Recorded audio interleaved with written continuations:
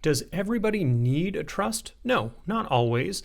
But if you want a lot of control over how things are distributed when you're gone, a trust is a great way to do that. My name is Michael Pevney. I'm an estate planning lawyer. I create estate plans for families in California. The questioner here, and please ask an estate planning question in the comments. The commenter here wants to know, do I need a trust if all of my assets are in financial accounts with beneficiaries and I no longer own a home? I live in California.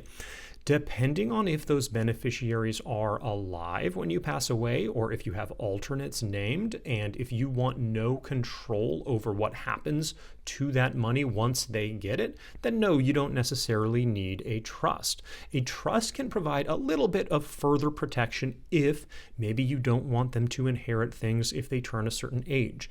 Maybe if you want to protect them from a legal judgment or a substance abuse disorder, or want to make sure that that money is protected from spouses. Now, all that being said, naming a beneficiary is much, much better than nothing.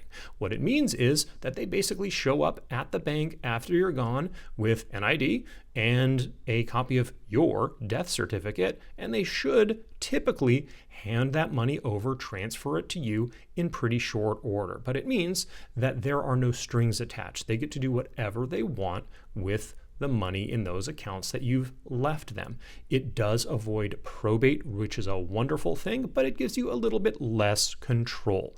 If you're comfortable with that, then having a trust isn't necessarily a great thing to have. Every once in a while, I tell people that that might be the best idea for them. But some people, if they do want a little bit of control, if they have kids that are much younger and they want to make sure that they inherit things in a more responsible way, or even want a little bit of control from beyond the grave about how this money is spent, then a trust is a good way to do that. So yes, it can be done without a trust by naming proper beneficiaries, especially if you don't own real estate.